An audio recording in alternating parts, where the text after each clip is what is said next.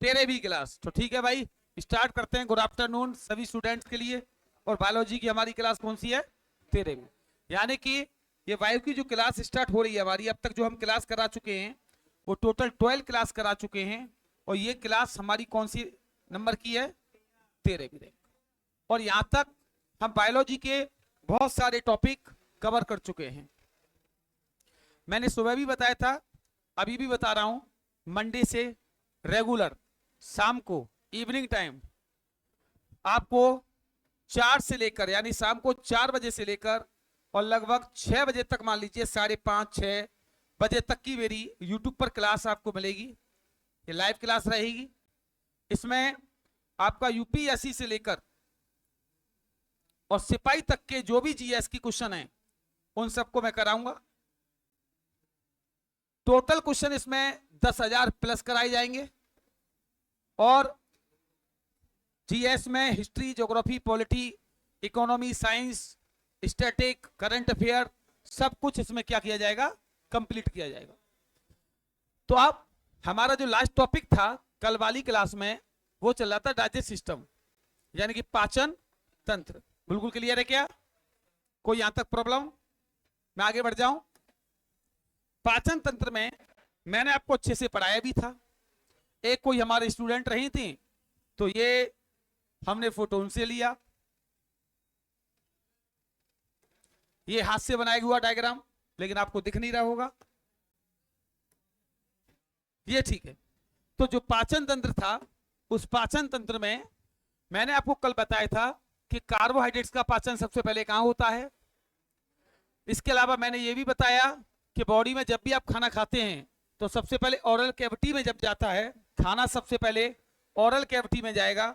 और खाना यहां जाने के बाद खाना क्या होता है कि ओरल कैविटी में एक्टिविटीज होती है। और उसके बाद यहां से जो इसकी लार है वो उत्पन्न होने के बाद यहां से हार्मोन, सॉरी माफ कीजिएगा, एंजाइम्स एक्टिवेट होते हैं, जिसमें टाइलिन एंजाइम, पॉलीसेकेरेटेस एंजाइम और माल्टेज एंजाइम, 3 एंजाइम एक्टिवेट किए जाते हैं लार के द्वारा। टाइलिन एंजाइम का मैंने फंक्शन जो बताया था, वो बताया था कि भोजन के जो फूड में हमने स्टार्च शुगर लिया है उसे कन्वर्ट किया जाता है किसमें? बताइए, ग्लूकोज। राइट।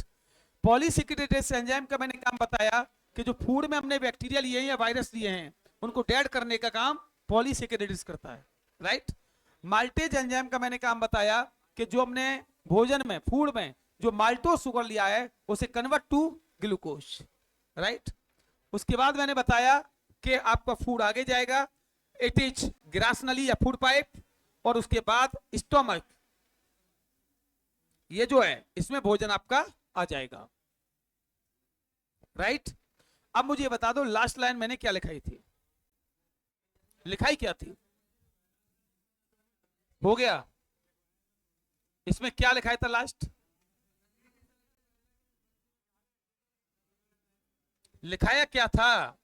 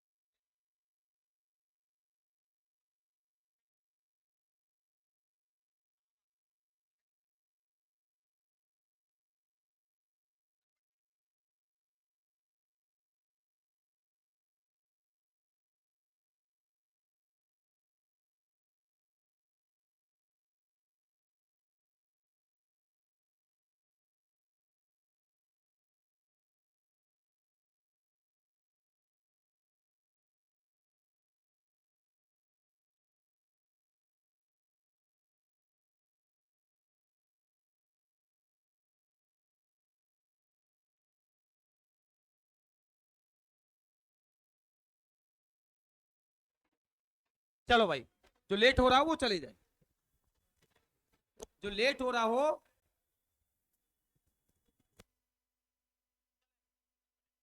पर लिखेंगे। स्टार्ट करते हैं।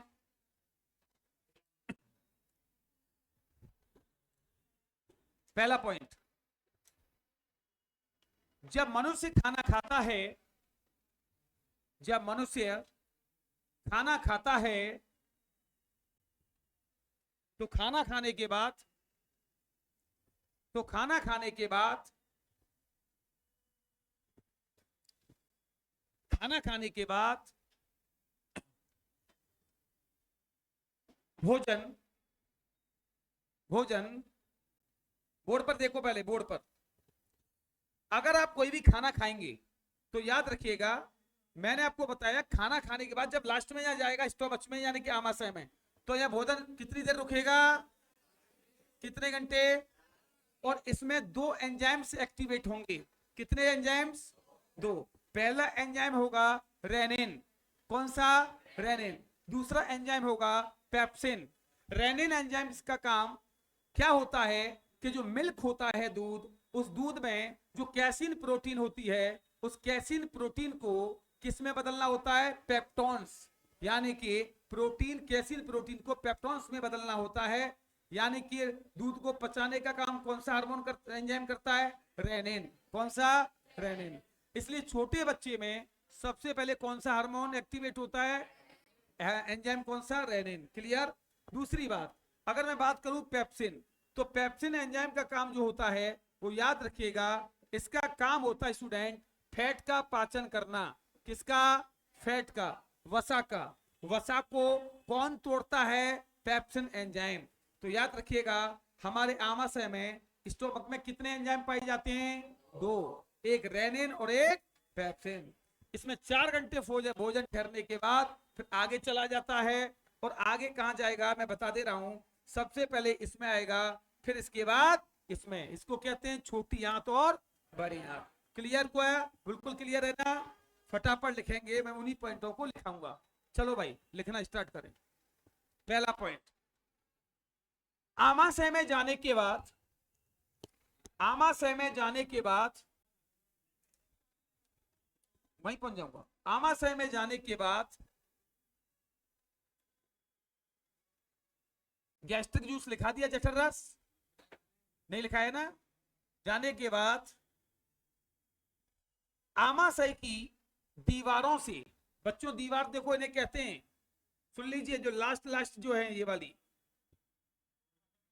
ये दीवार, आमाशय की दीवारों से, आमाशय की दीवारों से गैस्ट्रिक जूस, जठर रस, जठर रस निकलता है, जठर रस निकलता है।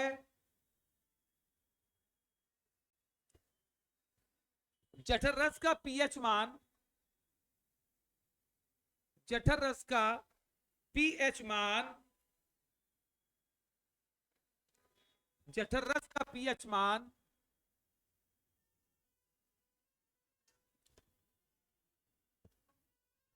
कितना होगा? 0.9 से लेकर 1.5 होता है। 0.9 से लेकर 1.5 होता है।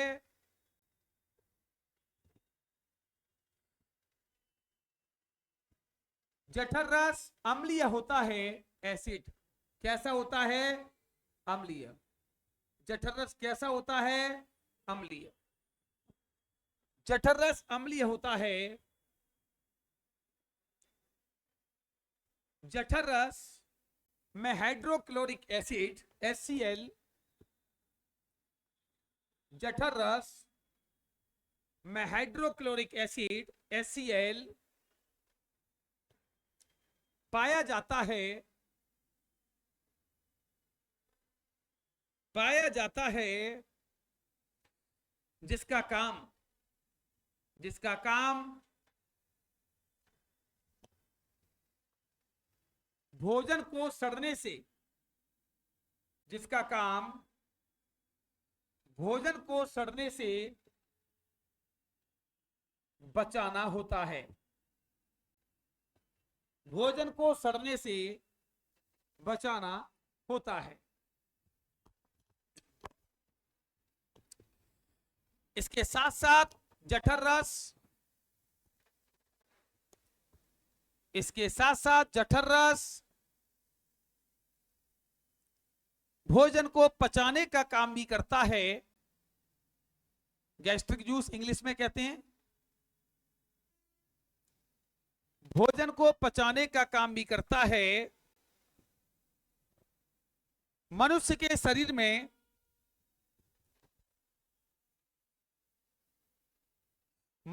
शरीर में सबसे ज्यादा फूड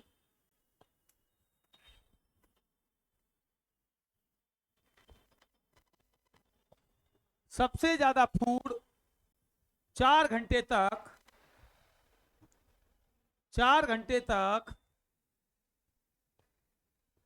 इसी स्थान पर ठहरता है। कहां? इसी स्थान पर ठहरता है।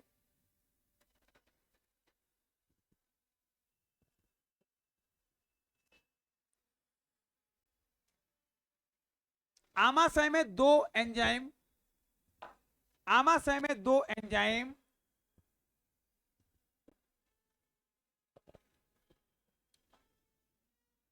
एक्टिव होते हैं। दो एंजाइम सक्रिय एक्टिव होते हैं। नंबर एक रेनिन,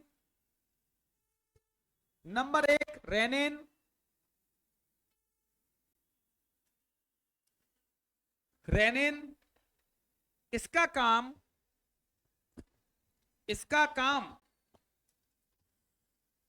मिल्क प्रोटीन कैसीन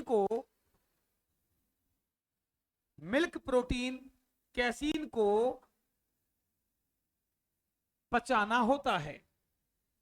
दुग्ध प्रोटीन कैसीन को पचाना होता है।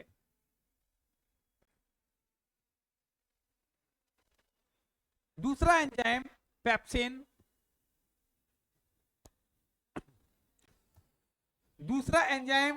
पेप्सिन, इसका काम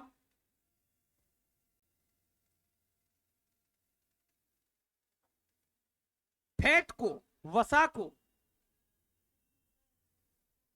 पेप्सिन इसका काम फैट को, वसा को पचाना होता है। मुस्कान, क्वेश्चन बेटा पूछा जाएगा कि बॉडी में सबसे पहले फैट का पाचन किस पार्ट में होता है? गुड, ऐसे ही याद रखना है ना। और कौन से एंजाइम करता है? एक और लाइन, जब बच्चे का जन्म होता है तो उसके जन्म के समय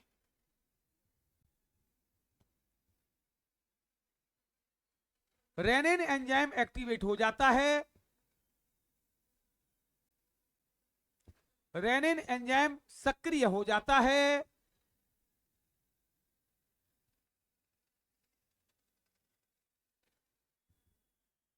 इसीलिए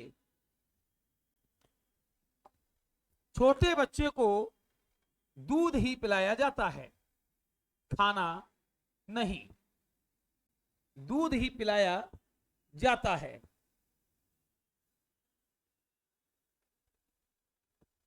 खाना नहीं।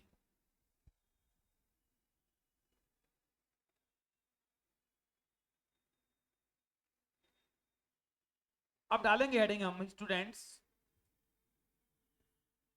आमाशय से संबंधित बीमारियां, पेट से संबंधित बीमारियां, स्टोमक से संबंधित बीमारियां।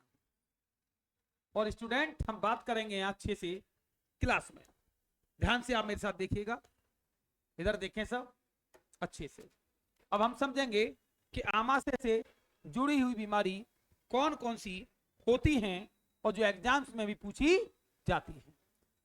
कोई दिक्कत, कोई परेशानी, कोई प्रॉब्लम? समझेंगे। पहली बीमारी स्टूडेंट्स, पहली बीमारी का नाम है अल्सर। क्या नाम है? अल्सर। अल्सर बीमारी ये आपके स्टोमक आमाशय से संबंधित है। और इस बीमारी में क्या होता है कि जब भी आप कोई खाना खाते हैं तो खाना खाते समय अगर आपने कोई ऐसा खाना खाया है जो ज्यादा तीखा है या लंबे समय से आप तीखा खाना खाते आ रहे हैं, ऑयली, ज्यादा स्पाइसी, तो आपके बॉडी में जो स्टोमक यानी कि आमाशय है, इस आमाशय में क्या होगा, वो जितना भी स्पाइस, जितना भी ऑयली होगा वो सब इसमें जमा होगा। इसमें फैट होता है, इसमें जाके उस फैट को काटना स्टार्ट कर देगा और काटने के बाद उसमें पेट में छाले बन जाएंगे। मेडिकल साइंस में छालों को ही पेप्टिक अल्सर या द अल्सर ऑफ स्टोमक के नाम से जाना जाता है। ऐसी कंडीशन में आपके पेट में जलन होगी स्टोमक में, और आप लंबे समय तक अगर ऐसे ही आप लापरवाही करते रहे तो आपकी ब्लीडिंग चालू हो जाएगी, जो कि लैट्रिन के थ्रू आपके ब्लड आ सकता है। इस बीमारी का सबसे अच्छा ट्रीटमेंट क्या आप अपना खाना पीना अच्छा रखें, और अगर ऐसी कहीं से भी सिम्टम दिखते हैं तो आप तुरंत स्पेशलिस्ट ऑफ स्टोमक से जुड़ें, संपर्क करें, दवा लें। पेप्टिक अल्सर अगर आपने ठीक नहीं कराया तो आगे चलेगा ये बीमारी, और ये कन्वर्ट हो जाता है स्टोमक कैंसर में, पेट के कैंसर में। पेट के कैंसर होने पर यह बीमारी और घातक बन जाती है, जहां मृत्यु की पॉसिबिलिटी ज्यादा होती है। इसके अलावा बॉडी में आपके एसिड बनता है, या बॉडी में कहीं भी आपके कब्ज रहती है, गैस बनती है। आपको पता होना चाहिए कि हमारे इस पेट में जब आप गैस या एसिड बनेगा तो एसिड का कारण होता है जो स्टोमक में गैस्ट्रिक जूस पाया जा रहा है, उस गैस्ट्रिक जूस में HCl हाइड्रोक्लोरिक एसिड जो होता है वो जब अपना काम सही से नहीं कर पाता तो वो बैक मारता है, और बैक मारने के चक्कर में गले तक वो फील हो जाता है। दूसरी चीज, उसी को एसिड कहते हैं। गैस का मतलब होता है कि जब खाना आपका नहीं पचेगा तो वो गैस बनेगी, और गैस बनने के बाद वो पूरी बॉडी में कहीं भी अटैक कर सकती है। कभी कभी तो पेशेंट को यहां तक देखा जाता है कि उसको हार्ट का अटैक जो पड़ा है वो गैस के कारण पड़ा है। आपको ये भी बता दें, ज्यादा गैस बनने से वो गैस ब्रेन पे भी चढ़ जाएगी, जहां उसकी मौत हो सकती है, और कई ऐसे केस भी आए हैं। गैस को हल्के में ना लें, कभी कभी ये हार्ट तक पहुंच जाती है और वहां आपको दर्द बड़ा महसूस होता है। इसलिए ज्यादा गैस, ज्यादा कब्ज, ज्यादा एसिडिटी अगर होती है तो तुरंत अपना खान पीन, दिनचर्या सुधारें, डॉक्टर से एडवाइस लें, और इसका कोई विशेष ट्रीटमेंट नहीं है। मेडिकल साइंस में अगर आपका स्टोमक अच्छा है, पेट अच्छा है, तो आपकी 90% बीमारी ऑटोमेटिक कम हो जाती है, क्योंकि सभी बीमारियों का बर्थ या जन्म पेट से ही होता है। बात क्लियर है क्या? हम लिखेंगे इन पॉइंटों को, मैं बोलूंगा। आइए करें स्टार्ट। लिखेंगे, जब मनुष्य एक लंबे समय तक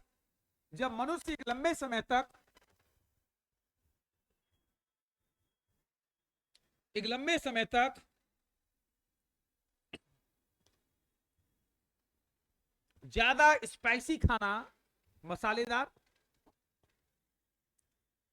ज्यादा मसालेदार खाना,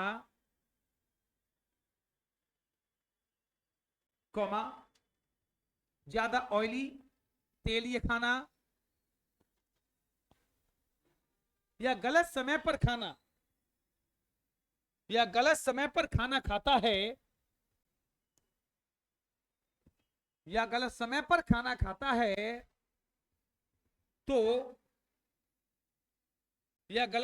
खाना खाता है तो उसके पेट में, यानी कि स्टोमक में, उसके पेट में छाले पड़ जाते हैं, और जब लंबे समय तक वो लापरवाही करता रहता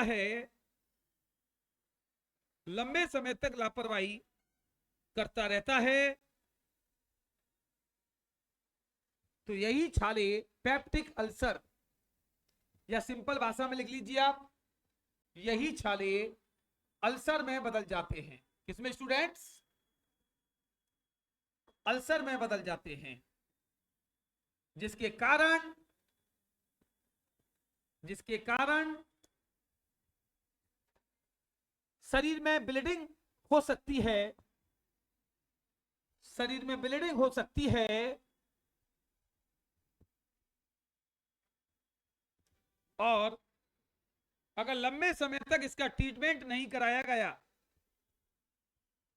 लंबे समय तक इसका ट्रीटमेंट नहीं कराया गया,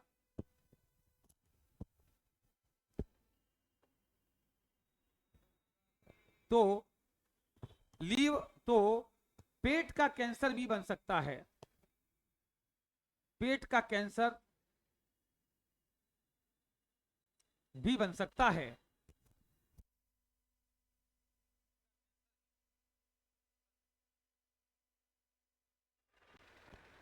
तो स्टूडेंट्स, आज खराब मौसम के चलते आवागमन की समस्या होने के कारण मैं अपनी क्लास को यही 20-25 मिनट पहले ब्रेक दे रहा हूं, क्योंकि मुझे थोड़ा लंबा जाना है।